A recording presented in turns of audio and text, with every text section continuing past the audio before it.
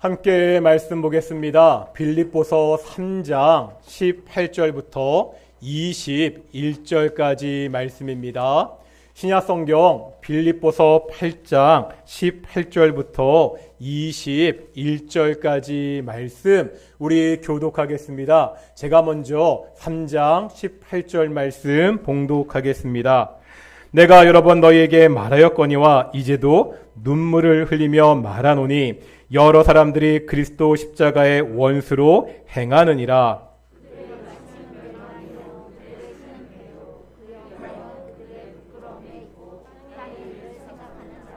그러나 우리의 시민권은 하늘에 있는지라. 거기로부터 구원하는 자 곧 주 예수 그리스도를 기다리노니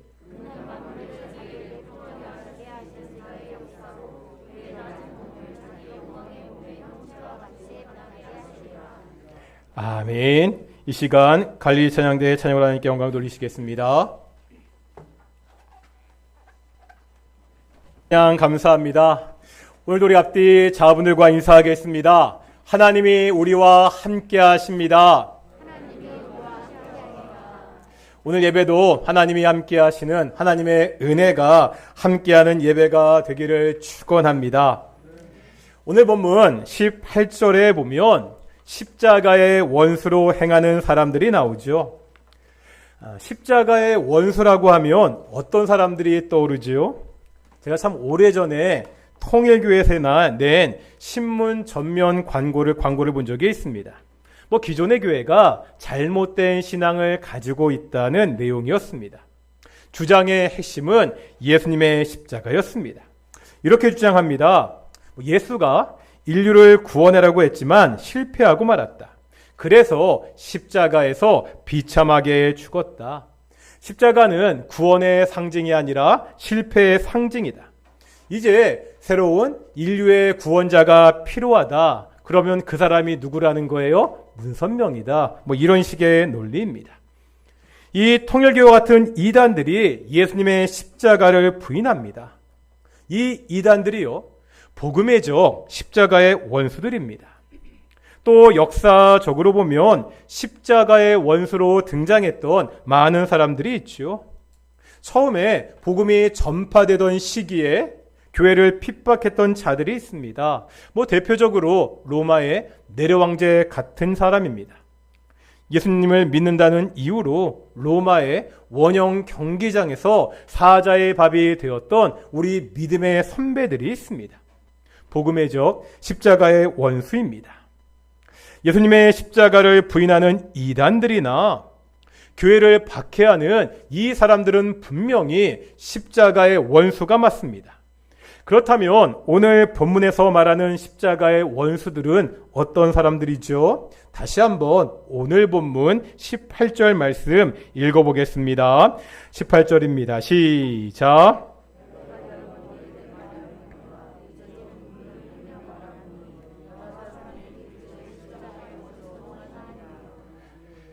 18절에 보면 바울은요, 십자가의 원수로 행하는 사람들에 대해서 여러 번 이야기했다고, 이제 또 반복해서 말하고 있다고 그렇게 말하고 있죠.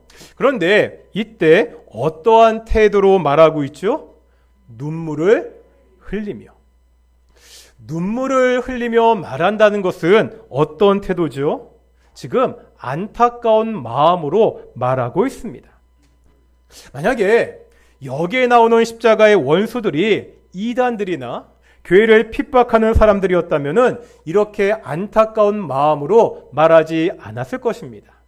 우리 앞에 있는 3장 2절 보실까요? 우리 한번 전에 보았죠. 3장 2절 같이 한번 읽어보겠습니다. 3장 2절입니다. 시작. 개들을 삼가고 행악하는 자들을 삼가고 몸을 상해하는 일을 삼가라. 여기에 보면 개들, 행악자들, 몸을 상해하는 자들이 나옵니다. 이 사람들은 동일한 대상을 말한다고 말씀드렸습니다. 누구죠? 기억나십니까?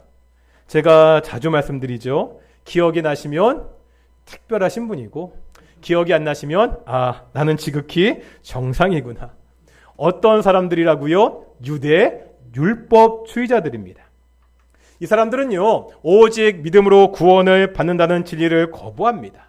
율법을 지켜야, 너희가 할례를 받아야 구원을 받는다고 주장했습니다. 이들 역시 십자가의 원수였습니다.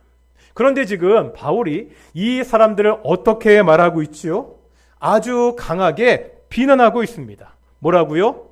이런 말 써서 죄송하지만 개 같은 자들이라고, 악을 행하는 자들이라고 비난하고 있습니다. 하지만 오늘 본문에서는 십자가의 원수로 행하는 사람들을 이야기하면서 어떻게 눈물을 흘리면서 안타까운 마음으로 말하고 있습니다. 교회 밖에서 십자가를 부인하는 자들이 아니기 때문입니다. 같은 교회 안에 있는 사람들, 함께 성도라 불리는 사람들입니다. 예수님을 믿는다고 하면서, 성도라고 하면서 어떻게 행한다고요? 십자가의 원수로 행하는 사람들입니다. 분명히 교회 다닙니다. 예수님을 믿는다고 합니다. 하지만 이들은 실제로는 예수님을 믿지 않는 사람들이라는 거죠. 제가 설교 시간이나 성경 공부 시간에 자주 드리는 말씀이 있습니다.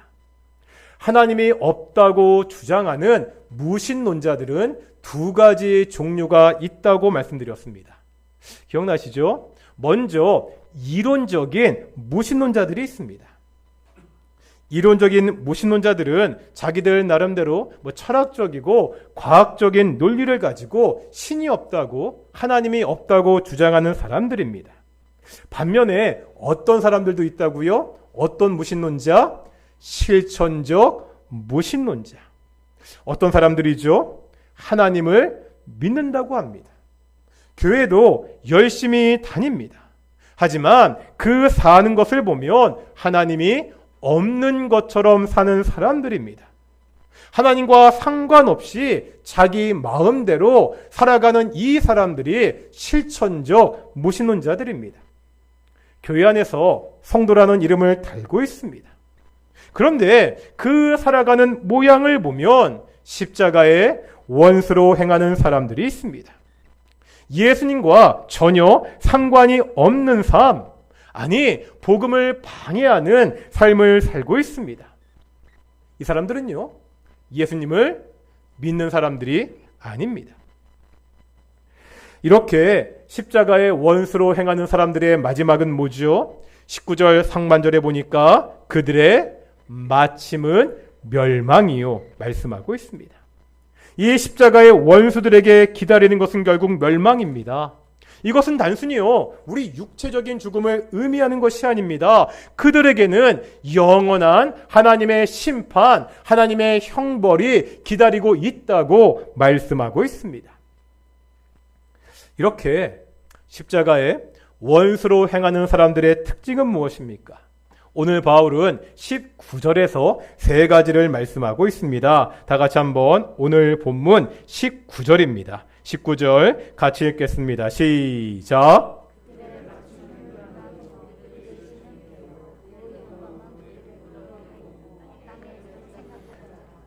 세 가지가 나오죠. 첫째, 뭐라 말하죠? 그들의 신은 배라고. 이 배는요, 물에 떠다니는 배가 아닙니다. 사람 몸에 있는 신체의 배를 말합니다. 이런 거죠. 이 사람들은 말로는 하나님을 섬긴다고 합니다. 그런데 정작 이 사람들이 섬기는 거는 뭐라는 거예요? 자기들의 배를 섬긴다는 거예요. 무슨 말이죠?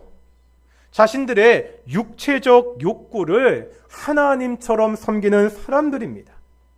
이 사람들에게는 자신의 육체적인 욕심, 욕구가 가장 중요합니다. 그 욕심을 신처럼 섬깁니다. 그러다 보니까 자기 마음대로 방종하며 사는 사람들입니다.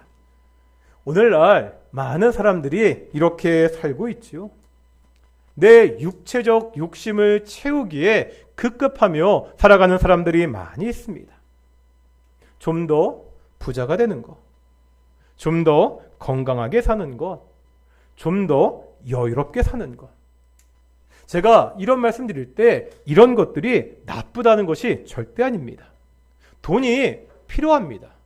건강해야 되죠. 저도 건강을 위해서 매일 40분, 50분씩 열심히 운동합니다. 우리 삶에 반드시 여유가 있어야 됩니다.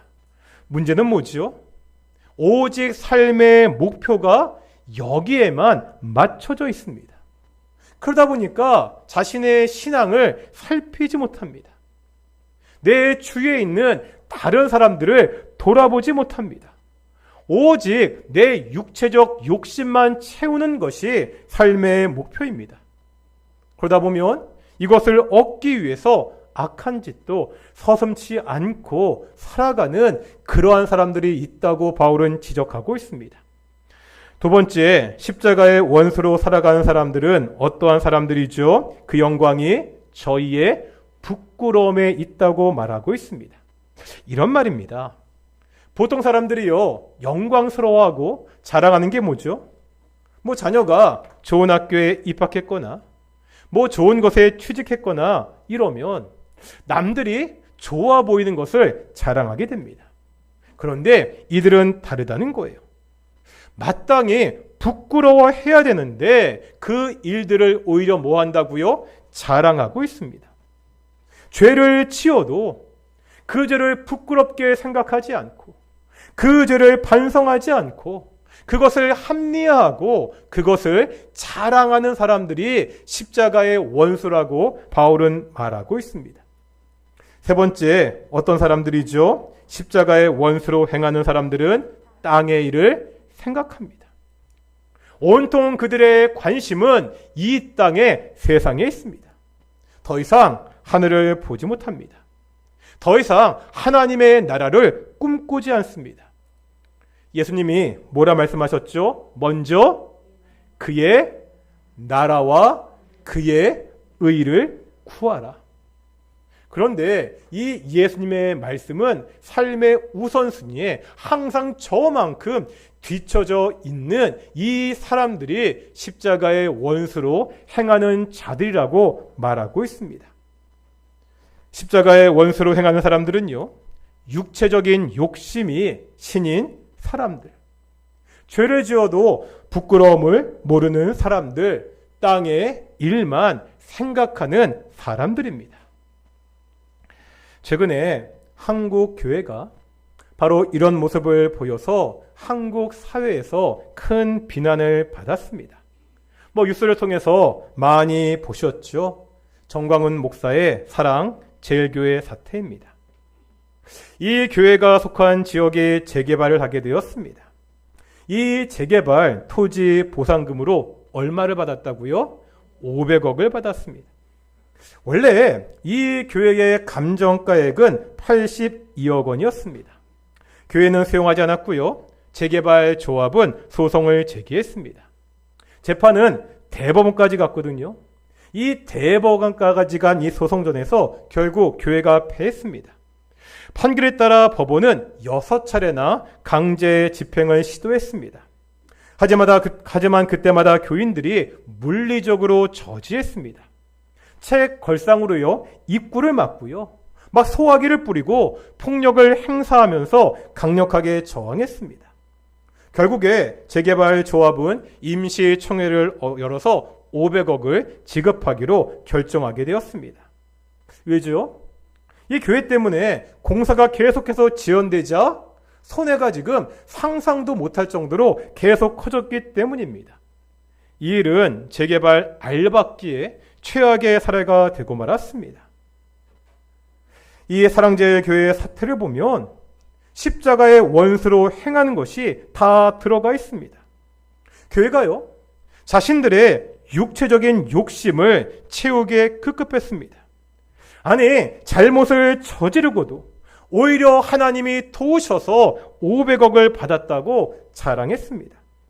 하늘의 것은 생각하지 않고 온통 땅의 것에만 관심을 두었습니다. 당장은요, 500억. 엄청나게 큰 돈을 얻었습니다. 하지만 이 일로 한국교회는 다시 한번 돈만 하는 집단이라는 욕을 먹었습니다. 생각해 보겠습니다. 이제 나중에 그 지역이 다 개발되어서 아파트가 들어서면은요, 그 아파트 사람들이 교회에 가겠습니까? 교회 때문에 개발이 지연되어서 큰 손해를 입은 사람들입니다. 성도라고 하면서 십자가에 원수로 살아가는 사람들 때문에 교회의 영적인 권위가, 도덕적인 권위가 땅에 떨어졌습니다. 예전에는 교회 다니지 않더라도요, 힘들고 어려운 일이 있으면 교회를 찾았습니다. 그렇지 않습니까? 어려운 일이 닥칠 때 주위에서 야, 교회 한번 나가보자 하면 그렇게 해서 따라 나가는 사람들이 있었습니다. 우리 동인교회 성도님들 중에서도 이렇게 신앙을 시작하신 분들이 계실 것입니다. 하지만 이제는요, 아무리 힘든 일이 있어도, 어려운 일이 있어도 더 이상 사람들이 교회를 찾지 않습니다. 도덕적 권위가 떨어진 교회에 더 이상 영적인 권위도 없기 때문입니다. 이제 믿지 않는 사람들을 전도하는 것이 정말로 힘든 시대가 되었습니다. 최근에 나온 통계를 보니까 지난 10년간 우리나라 주요 교단의 교인 수가 200만 명이 줄었다고 합니다. 20만 명이 아닙니다. 200만 명입니다. 2021년 통계를 보면 이제 한국교회 교인 수가 700만 명이 안 됩니다. 교단마다 교인 수를 좀 부풀리는 경향이 있으니까 이제는 한국교회 교인 수가 500만 명 정도뿐이 안 될 것이라고 추정하는 사람들도 있습니다. 한때 한국교회가 몇만 교인을 자랑했죠? 1000만 명. 아니, 1200만 명을 자랑했습니다. 이 한국교회에서 성도가 절반 이상 떨어져 나갔습니다. 생각해 보겠습니다. 이렇게 교인 수가 떨어져 나가는 동안 십자가의 복음이 바뀌었습니까? 이렇게 교인 수가 줄어드는 동안 이 성경의 진리가 변했습니까? 그렇지 않지요. 복음은 그대로입니다. 성경은 여전히 만고의 유일한 진리입니다. 다만 교회 안에 십자가의 원수들이 많아졌습니다. 지금요, 교회 밖에서, 사회에서 교회를 공격하는 사람들, 그 사람이 문제가 아닙니다. 교회 안에서 성도라고 하면서 십자가의 원수로 행하는 사람들이 문제입니다. 하나님을 믿는다고 하면서 돈을 신처럼 숨기는 사람들, 복음을 자랑하지 않고 자신의 지위와 권력을 자랑하는 사람들, 천국을 바라보지 않고 온통 이 땅의 것, 세상의 것에만 관심을 가지는 사람들, 이런 사람들을 보면서 믿지 않는 사람들이 교회에 나오겠습니까? 아니, 교회나 세상이나 다를 게 없잖아요. 그러면 교회 나올 필요 있습니까? 없다는 거죠.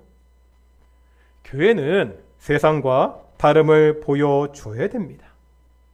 교회는 거룩한 공동체입니다. 거룩하다는 것은요, 무슨 분위기나 느낌을 말하는 것이 아닙니다. 고딕 양식의 건물에 스테인드 글라스로 화려하게 장식된 예배당에서 파이프 오르간으로 연주하는 그 장엄한 분위기, 그 분위기가 거룩이 아닙니다. 제가 정말 여러 번 말씀드렸죠. 거룩, 어떤 뜻이라고요? 거룩은 구별된다는 뜻입니다. 거룩은 어떤 뜻이라고요? 구별된다. 하나님은 거룩하신 분입니다. 하나님은 세상과 구별된 유일한 창조주라는 뜻입니다. 죄와 구별된 의로우신 분이라는 뜻이 하나님은 거룩하다는 뜻입니다. 거룩하신 하나님을 따라 우리를 뭐라 부르죠? 성도. 어떤 뜻입니까? 거룩한 무리들이라는 뜻입니다. 그렇다면 우리도 거룩하게 살아야 되죠. 이 말이 목에 심주고 폼내며 살라는 말이 아닙니다. 어떻게 살라고요? 죄와 구별되게, 세상과 구별되게 살아야 됩니다. 교회는요, 세상과 구별된 거룩한 공동체입니다. 어떠신가요? 나는 지금 거룩하게 살고 있습니까? 내가 만나는 세상의 사람들과 다른 모습으로 살고 있습니까? 혹시 내 모습 가운데 십자가의 원수로 행하는 것이 있지는 않습니까? 우리 동익교회 어떻지요? 이 지역에서 거룩한 구별된 모습을 보여주고 있습니까? 이 동익교회 주변의 사람들에게 야, 역시 교회는 다르네, 이런 평가를 받고 있습니까? 그러면 우리가 어떻게 살아야 되지요? 거룩한 삶에 대해서는 참 여러 가지로 이야기할 수 있습니다. 성경은 성도가 어떻게 거룩하게 살아야 되는지 참 많은 것을 우리에게 말씀하고 있습니다. 그 중에서 오늘 본문에서 사도 바울이 특별히 강조하는 것이 있습니다. 십자가의 원수로 행하는 자들과 반대되는 삶의 모습을 보여주고 있습니다. 십자가의 원수로 행하는 사람들의 관심은 어디에 있다고요? 온통 이 땅, 이 세상에 있습니다. 우리는 다르다는 거죠. 다 같이 한번 오늘 본문 20절입니다. 20절 같이 읽겠습니다. 시작.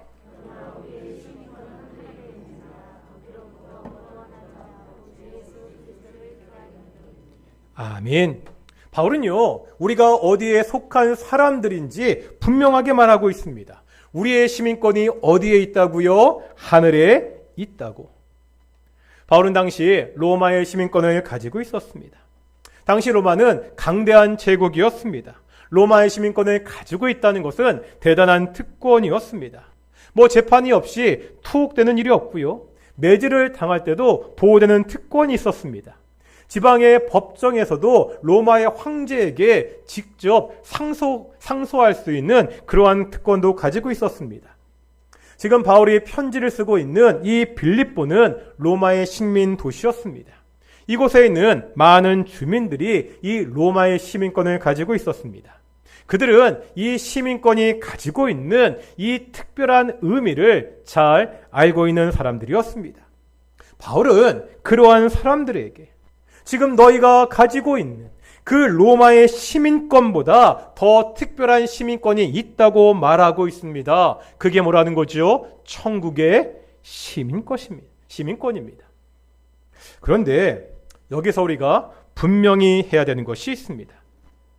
우리가 장차 죽어서 천국에 가서 천국의 시민권을 얻는 것이 아닙니다. 뭐라고요? 이미 천국 시민권을 가진 사람들입니다. 제가 소예배 때 하나님 나라를 설명하면서 이런 질문을 드린 적이 있습니다.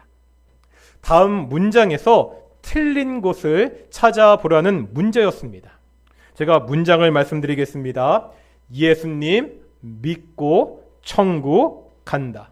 뭐라고요? 예수님 믿고 천국 간다. 이 문장에서 잘못된 단어가 있습니다.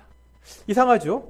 예수님 믿고 천국 간다. 맞는 말 같은데 잘못된 단어가 있습니다. 1번 예수님, 2번 믿고, 3번 천국, 4번 간다. 사지선다형입니다. 찍으셔도 됩니다. 다시 1번 예수님, 2번 믿고, 3번 천국, 4번 간다. 이 중에 뭐가 틀렸죠? 정답은 4번입니다. 간다가 틀렸습니다. 왜 틀렸죠? 그렇죠? 천국은 가는 곳이 아닙니다. 천국은 들어가는 곳입니다.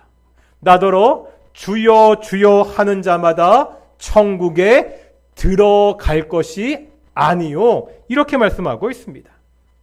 사람들이 천국을 가는 곳이라고 생각하니까 내가 죽어서 가는 특별한 장소만 생각하게 됩니다. 천국은 들어가는 곳입니다.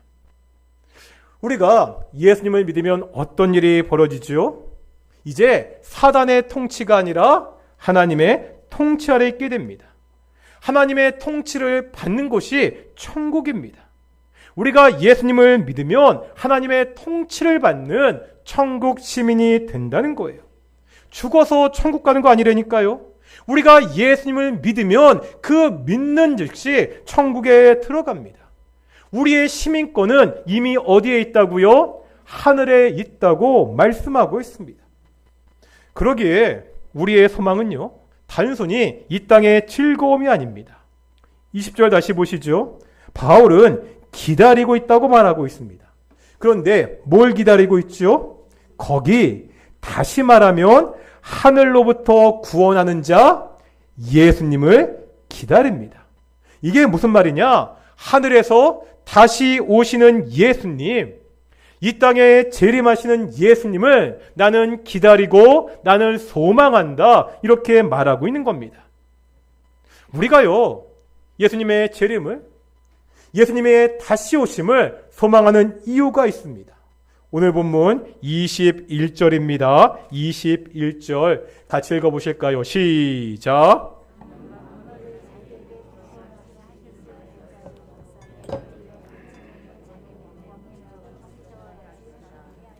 아멘. 제가 한번 이 말씀을요, 세 번역으로 이렇게 읽어드리겠습니다. 그분은 만물을 복종시킬 수 있는 능력으로 우리의 비천한 몸을 변화시키셔서 그분의 영광스러운 몸과 같은 모습이 되게 하실 것입니다.